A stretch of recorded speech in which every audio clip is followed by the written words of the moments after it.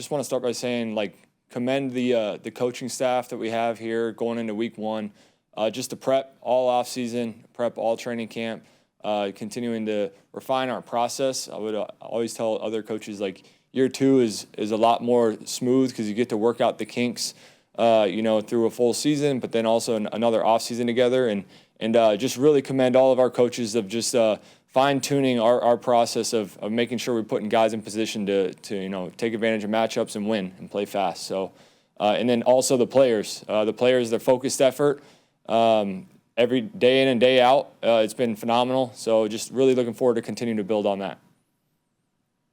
Great, thank you, Coach. If you guys want to start to raise your hands, we can open it up to questions. We'll start with Mike, followed by Alex. Hey, Brad, I got two for you. One, where are you guys at with JT Sanders following kind of his weight loss, but also kind of his uptick in production and what you saw last year? Yeah, JT looks explosive, man. He's done had a really good offseason. I know that's been highlighted by me and some of the other guys, but he's a mismatch, right? Yeah, they have to account for him in the pass game, and then he's also, I really challenge those guys to be physical and aggressive. No matter what your weight says, be physical, aggressive, play with your hands, and those guys have really they've done that.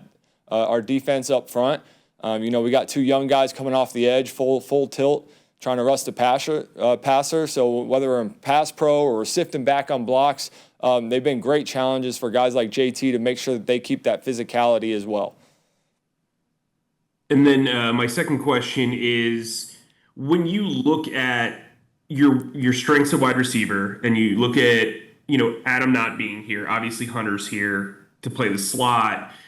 When you think about your 11 and 12 personnel groupings, does that change anything for you guys because you have Tommy back and Adam's no longer here?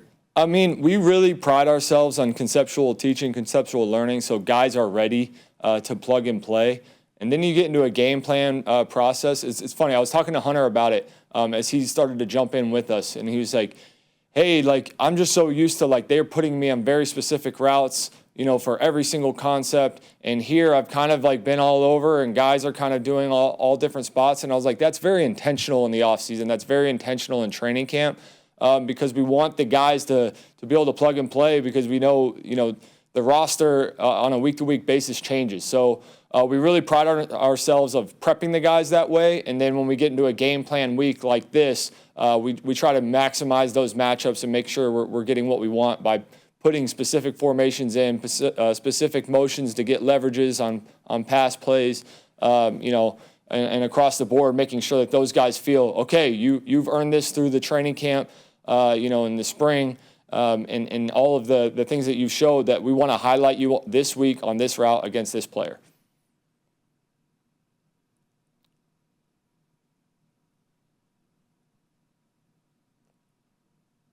I think you're muted. Classic Zoom. I very much am muted, and I said a corny joke, so I'm not going to repeat it. Brad, obviously you like your three running backs back there. You think they can all make plays. They all had a lot of reps this training camp. How long do you think it'll take for you guys to figure out a consistent carry distribution in the backfield? Do you guys already have a pretty stable plan from week one, and you think that's going to carry through the rest of the season, or is that still up in the air? I think, first and foremost, body of work by Chuba. He's a big piece of who we were last year and who we are going forward. We know the style of runner he is on game day. We know the other two as well. They've proven themselves throughout this spring. We've seen Rico's tape. We've seen him back that up, in person. Same thing with Trevor. Everybody saw it in the preseason, the way he runs and finishes runs. So I don't think we put a number on it, but you're just you feel blessed to have three guys that run the ball the right way. And then you kind of see as the game goes, and you try to make sure that they're all playing fresh. So the benefit from having all three is, we don't need to run Chuba dry early. We have two good runners with him. So it's a long season. We just like the receiver room question. We know we're going to have all those guys available on a weekly basis. So keeping them fresh and keeping them running full speed, we don't lose a tick when one goes in versus the other. So we're not going to put a number on it right now, but we are going to make sure that all those guys are prepped for all the different carries that we're going to ask them to have. Perfect. Thanks. Yep. All right, we'll go to David, followed by Joe, and then Cassidy. Hey, Brad, good to see you. Good morning. Talk about T-Mac. I mean, you see a lot of rookie receivers come into the league and they struggle their first year. Xavier had kind of up and down rookie year. What about T-Mac makes you feel like he can go right into that number one receiving mode? For T-Mac, it's just about being the best version of himself every day, and that's what he's really poured into. He's a pro in his approach, in his communication. That's been one of the best parts is just watching him immediately. You go from offense to defense in the scope of a practice, and the second the defense is on the field, he's ironing things out with Bryce. Hey, how did that feel? Like whether it was a completion or they're working on timing or a decision, and they're getting another route on the side. But his communication with Bryce and myself and Rob Moore has been nothing but professional. So that inspires belief in all of us of saying, okay, this guy's going to accelerate really fast in his learning curve because he wants it. He's hungry. And then the skill set takes care of itself. We all saw that in the draft prep. We all saw it in the spring and the training camp. That's why we brought him in the building, because we believe in the person, and that professional is showing up. And then the skill set we do believe is a matchup for any team we're going against. He was looking at a video of him passing the ball yesterday in the locker room. Has he brought that up to you that he's a pretty accurate passer? Oh yeah, absolutely. He's they always point you to a couple college clips, and he's shown me a couple. There was one where I think he rolled around. Cassidy was actually showing it to me. He rolled around, he threw it back to his quarterback, and the quarterback ended up dropping it. But just knowing that you give him the ball, he's going to extend plays just like Bryce does too. So maybe there's a little symmetry there if you do end up giving him the rock to throw it. And this is a little off target, but the Eagles really successful with the tush push. Why don't the Panthers, if it's that effective of a weapon, why don't the Panthers use it? Well, one more time, sorry. The tush push. Why don't the Panthers use it if what the Eagles do is so successful, or is they just a combination of what they have a quarterback in line or what? Yeah, I think there's a balance of like protecting them and making sure that we're running our core schemes, that the guys you get so many plays in a game that you want to make sure that you get the things that guys have gotten so many reps of during the week, and that's our first and foremost thing. And then all the offshoot, all of the complementary schemes that we kind of put on the side, we make sure that the guys are really comfortable with it and before we get it off the card. But the first week of the season, early in the season, we want to make sure that all of our core stuff is getting run, so guys are coming off the ball with confidence. Yeah, and I always suggested you had to run it. I was just saying, why did the Eagles run it and hardly anybody else does? I'm sorry, I couldn't. I was saying, why did the Eagles run the tush push and nobody else seems to do that? Oh, the tush push. I'm sorry. I'm completely off base of what I was answering. But yeah, the tush push. One, their quarterbacks, pretty good size there. We could definitely do it. There's an element of protecting your passer and making sure that if your guy, if there's a short edge and he gets hit in the back, any of those things that just don't seem worth it at times. And Bryce is so good too, when he's out on the edge, that's almost as valuable as just having an easy like push up front with wedge blocking. So we found other ways to combat it with a little bit of like belly handoffs with 21 pony and things of that nature. But putting the ball in Bryce's hands with a little bit of space too. For us, you go and you watch Washington, right, and teams like that nature where it's equally as valuable to threaten the defense laterally as it is vertically right down the middle. Thank you. Yeah, sorry, I eventually got to your question. No problem. Hey, Brad. Good morning. Morning. Back on T-Mac. It seemed pretty intentional that early in camp you guys threw a ton of press coverage at him, be it mostly from Mike Jack, but really from everybody.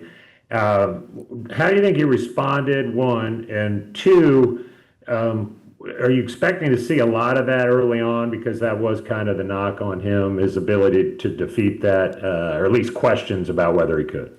I think whether it was scheme or it was, veteran corners on our team, wanting to get their hands on a top 10 pick, I think everybody kind of licks their chops of, hey, let me welcome you to the league with these hands. And T-Mac, we said it earlier in camp, he did a great job responding and playing physical. That is Rob's wheelhouse. That is Rob Moore's wheelhouse. Him and Keyshawn Coleman are working day in and day out at putting every type of physicality you can into these receivers, into the way they play. I would expect, in the NFL, whether the scheme or not fits, that's always you want to make sure that, you're saying, okay, when do you expect these guys to come and press? When you have a zone dropping team, at times you're going to have some free access. So just making sure that T-Mac's prepared for those circumstances of when the press will show up. This isn't necessarily a team that presses down in and down out, but shoot, if they want to do it, we've gotten great work all camp. We feel really confident in it. We went over to Houston. I think that was another great instance where we had a lot of press coverage with aggressive, really good DBs, and they got great work there. So working kind of a complementary, hey, if they're in zone, right? If they're in a vision zone, we got to be on our P's and Q's about timing and route placement. But if they want to come and press, we've gotten plenty of work at it, and we're ready to go. I think that's kind of I wouldn't say the easy part, but it's just diagnosing how are they trying to attack us today? What's our mindset and how we're running our routes? Thank you. Yep. Hey, Brad, how's it going? Good. Cassidy? Yes. Sweet. Thank you. I'm going to take that as a compliment. That you knew who it was. When you look at, let me back up. Do you expect defenses to maybe play Bryce a little differently this year now that there is just kind of, more of a body of work of what he can do in this offense? And if so, how do you balance that as a coordinator with what he does well versus what you're expecting? Yeah, I think as far as Bryce is concerned, all teams coming into week one, they're dealing with newness, right? So the Jags are dealing with newness on their end, but they're also dealing with newness in us of how we progress throughout the season. And they also don't know all the things that we've added in the offseason. So there's new personnel around Bryce, which is going to change some of the tendencies that he had last year. He's throwing to different people. We have a couple different runners, a couple different running styles. We've added different schemes to protect, what we want to accomplish on a weekly basis. So yes, I do think they have, a body of work there where they think, they can kind of get a beat on just what he likes to do. But we've also spent all offseason making sure that we're protecting those things. And then one more time at the second piece. Oh, yeah, just as a coordinator, how do you balance that? Knowing what he does well versus knowing that they might try to take some of that away? Yeah, we've developed the complementary schemes in the offseason for him. So year one's about getting your core in, making the guys comfortable with your identity and what you're trying to, how you're trying to attack certain coverages, certain fronts, certain pressures. He did a great job at that. That was the freedom that he played with towards the latter half of the season. He had great comfort in those core schemes, and then we build upon that. Okay, what's a complementary concept to, for verts? Okay, we're going to put this in, to complement that. What are two runs that they can expect to be coupled together? What's a run and a pass to be expected to couple together when teams want to combat some of the things we do?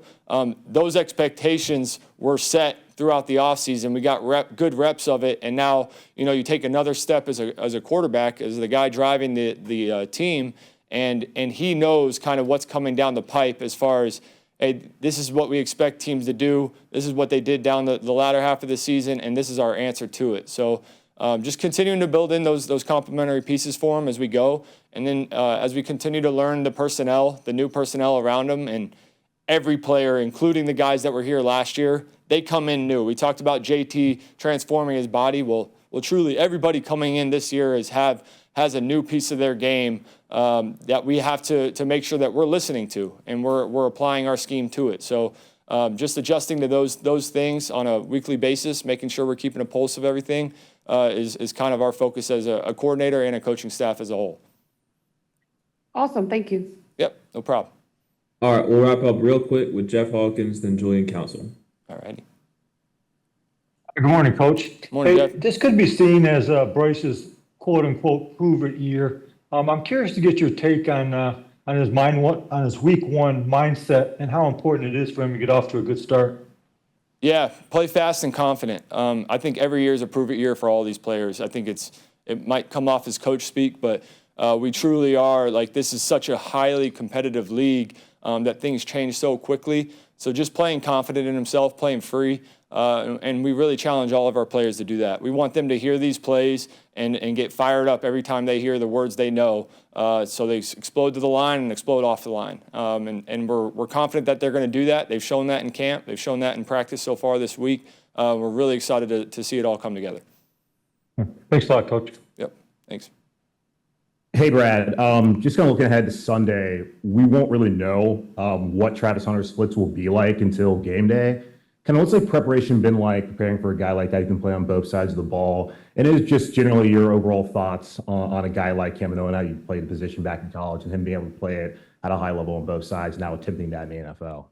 Yeah, I mean, one, you evaluate the athlete. I got to, watch him in the draft prep as a receiver, and you just see his movement skills and his ball skills. So those alone are special. But then when it comes to, we're talking about like the dealing with press all camp, and then some of their zone coverages, just what they present to you and understanding, okay, each DB, when they come to the line, how are they going to play you in press man? How are they going to play you in zone? What do they show that they're good at? The beauty is T-Mac, guys like that have played against Travis.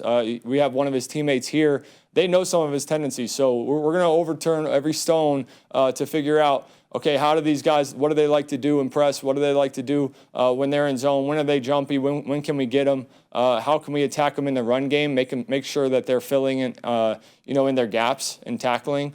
So making sure that every stone is overturned to make sure, these new guys that you don't have a lot of tape of, you're attacking them the right way. But at the end of the day, right, we have a scouting report. Rob Moore goes over a great DB's tape on, what he thinks, how they're going to play you in certain coverages.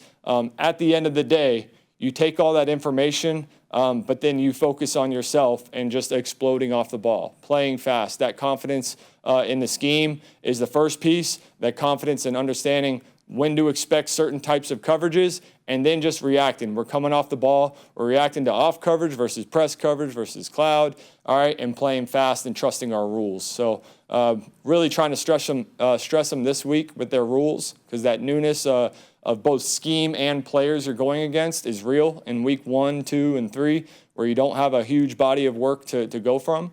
So you stress these guys' rules and make sure that they're comfortable in them.